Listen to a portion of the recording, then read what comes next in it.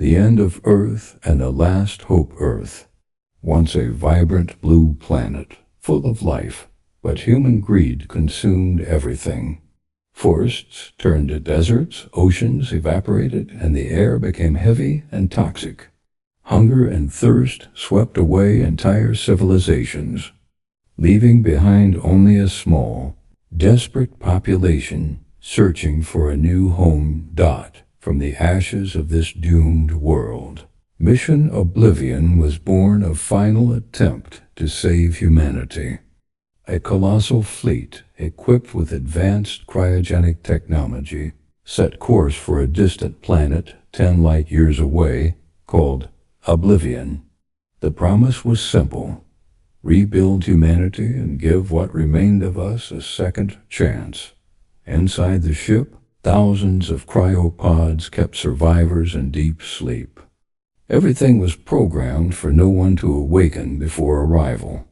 Everything, until the impossible happened. In the silence of space, an alarm shattered the metallic stillness. 3 pods opened on their own, releasing Jenny, Seven, and Ross. With no explanation, no apparent reason. The fate of humanity had just changed, and no one could imagine how dark that change would become. But who or what woke them? And why? The answer was only beginning to unfold. Awakening in the silence of space, Jenny opened her eyes first.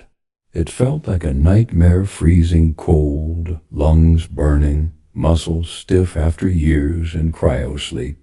Beside her, Seven struggled to break free from his restraints, while Ross appeared, strangely calm, almost prepared for that moment. The ship's corridors were eerily silent, lit only by red emergency lights. Main systems were still running, but something was wrong. No protocol allowed anyone to wake before the final destination. Jenny accessed the control panels, but found that the activation logs for the pods had been manually erased. Someone on board had done this. The question was, who and for what purpose? Before they could process it, an alert echoed through the ship. Oxygen support system failure. Saturation risk detected. If more pods opened, oxygen wouldn't be enough for all passengers. The mission could fail, condemning humanity to extinction. But even before seeking a solution, Jenny noticed something unsettling. Ross knew details about the ship's systems that no non-technical passenger should know. Seven, a former soldier, instinctively took command. Armed only with survival experience, he began searching the ship for answers. Jenny, a software engineer, dove into the ship's systems to recover lost data. Everything pointed to one thing there.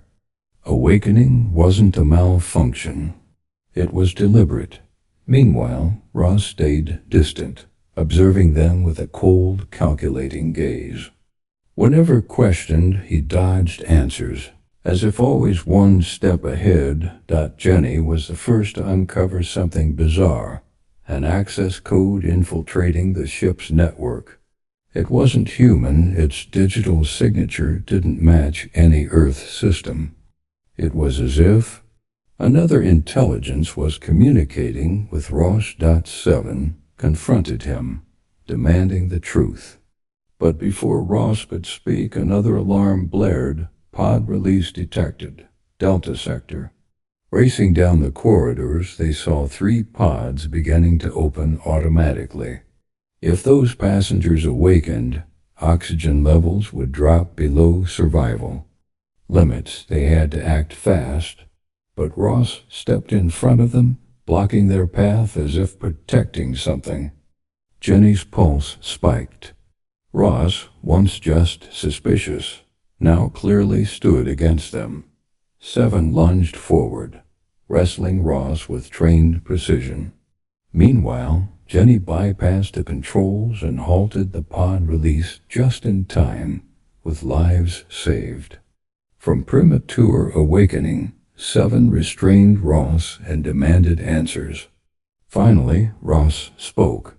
You don't understand. If everyone wakes, we'll repeat the same mistakes that destroyed Earth. I'm trying to save humanity from itself. Jenny, stunned, tried to reason with him, but Ross gave a bitter laugh. Oblivion isn't meant for everyone. Only the strong, the genetically pure, should inhabit the new world. I have allies who understand this, and they're helping me. Before they could respond, the ship's lights flickered, and a metallic, unfamiliar voice echoed through the speakers. Protocol Wex initiated. Select specimens. Jenny and 7 locked eyes. There was something or someone, besides Ross manipulating the ship. The metallic voice reverberated like the ship itself had become sentient. Jenny tried accessing the command core to identify Protocol Wex, only to discover that the ship was receiving an external transmission. 7 recalibrated the sensors and confirmed the unthinkable. An alien signal was breaching the ship's systems, originating from an uncharted planet near their route to Oblivion. Ross, still restrained, smirked when he heard the name Wex. They're here to help. Humanity can't reach Oblivion weak, diseased, impure. The Wex know what must be done. Jenny's voice trembled with fury. You're working with aliens? You're handing them the future of our species? Ross calmly shook his head. Not handing, saving, and you'll understand sooner or later. The voice returned, clearer this time. First selection complete. Prepare additional awakenings. Alarms screamed again. More pods hissed, releasing vapor, counting down from 60 seconds before activation. Jenny and 7 knew that if they didn't stop it now, dozens would wake and oxygen would run out. But to stop it, they'd have to enter the ship's communications hub, the heart of Ross's conspiracy. Dragging Ross with them, Jenny and 7 forced open the steel doors of the communications room. Inside, glowing holographic screens floated, but something was terribly wrong. The room looked alive. Metallic, root-like structures spread across walls, plugging directly into the ship's systems. Jenny stepped toward a terminal, but before touching it, the alien voice boomed. Selected humans, awaken. Others, eliminate. Order is necessary for survival. 7 glared at Ross. They're trying to kill us? That's what you call salvation? Ross's tone was resolute. They know what they're doing. The weak can't reach Oblivion. If they do, history will repeat itself. Jenny's stomach turned. The pods set to open belonged to passengers with genetic illnesses or physical disabilities. The Wex were deciding who deserved to live, and Ross was helping execute their plan. Suddenly, one of the metallic roots moved like a serpent, lunging toward Jenny. 7 fired a shock weapon, severing the connection momentarily. But the system retaliated, sealing all doors shut. The Wex now partially controlled the ship. If they succeeded in freeing more pods, the mission and humanity would end. Trapped inside, Jenny and 7 faced a harrowing decision. The screens displayed the countdown. 200 more pods about to awaken. If they did, oxygen would be depleted in under 3 months long before reaching Oblivion. Jenny worked frantically, trying to cut Wex communications, but a final failsafe appeared. To sever the connection, someone had to destroy the central cryogenic module, wiping out hundreds of sleeping passengers, innocent lives that might never awaken. 7's voice was grim. We either sacrifice a few now, or everyone dies later. Ross's smirk widened. Exactly. This is the necessary purification, but it doesn't have to be random. We can choose. The weak die, the strong live. Jenny's fury burned, but hesitation gnawed at her. If they failed, the entire mission would collapse. Then, the alien voice returned, no longer through speakers, but whispering directly inside their minds. Accept the selection, or all shall perish. Jenny and Seven realized with dread the Wex weren't just hacking the ship. They were infiltrating human minds. Jenny felt a crushing weight in her head, like invisible claws prying into her memories. Images of Earth's collapse flashed, starving crowds, abandoned streets, smoke-choked skies. The alien whisper slithered through her thoughts. We guide.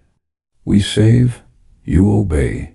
Seven stumbled, clutching his head, trying to push out the psychic invasion. But Ross stood still, calm, almost serene, as if this mental link was familiar. Jenny saw it then. Ross hadn't just been convinced by the Wex. He had been altered. Tiny glowing implants under his skin revealed a direct connection to alien tech. Digging deeper into the system, Jenny uncovered a chilling truth. The Wex weren't merely helping. They'd planned to colonize Oblivion alongside humans, molding Ross into the leader of a genetically engineered new humanity. Seven steadied himself, his voice firm. If they take Oblivion, we'll never be free. We have to sever their link now, even if it costs us everything. Jenny nodded, knowing that to do it, she'd have to dive into the Wex's neural network, risking her very identity. Jenny plugged into the terminal, letting the ship's neural net fuse with her mind. Instantly, her consciousness plunged into a black, endless ocean, speckled with pulsating lights. She no longer had a body, she was inside the mental architecture of the Wex. Shifting alien figures appeared, glowing silhouettes pulsing in harmony. One approached, speaking without sound. You don't understand. Earth died because you were weak. Oblivion will fall the same without us. Jenny's mental voice roared in defiance. Humanity deserves a second chance without you deciding who lives and who dies. The entity struck back, flooding her mind with warped visions of future chaos if impure humans reached Oblivion. Amid the psychic storm, Jenny saw it. A brilliant core, the control point the Wex used to manipulate the ship and Ross. Meanwhile, in the physical world, Seven battled Ross, who had broken free. His Wex implants glowed, giving him inhuman strength. Each blow shook the floor. Seven knew if he failed, Ross would awaken the chosen before Jenny returned. Inside the alien mindscape, Jenny pushed toward the glowing core, knowing that destroying it could sever their control, but might trap her consciousness forever. Jenny reached the core, its energy throbbing like an alien heart. Voices swirled around her, promises of salvation, threats of annihilation. You will be salvation, or your species' final mistake. There was no turning back. Destroying it might save the ship and the thousands still sleeping. But part of her humanity would be lost forever in this alien void. In the physical world, Seven, battered and bleeding, pinned Ross to the ground. The ship shook violently, pods nearly opening, air growing thin. Jenny took one final breath, at least she imagined she did, and plunged her hands into the core. Agonizing pain ripped through her consciousness, followed by a blinding eruption of light. A guttural alien scream echoed in the abyss. "Nu-oo." Then silence got back in her body. Jenny gasped awake. The metallic roots crumbled to dust. Ship systems snapped back under human control. Alarms ceased. Seven met her gaze with exhausted relief, but something was different. In Jenny's eyes flickered a strange alien glow. She had won but a fragment of the Wex. Consciousness now lived within her. Ross was placed into forced cryogenic isolation until arrival at Oblivion. Yet as Jenny stared out at the stars, a haunting thought lingered. What if the Wex were never truly the enemy? What if what they called weak genes was actually humanity's only hope for survival? The future on Oblivion remained unwritten, but one thing was certain: this journey had forever changed the destiny of mankind.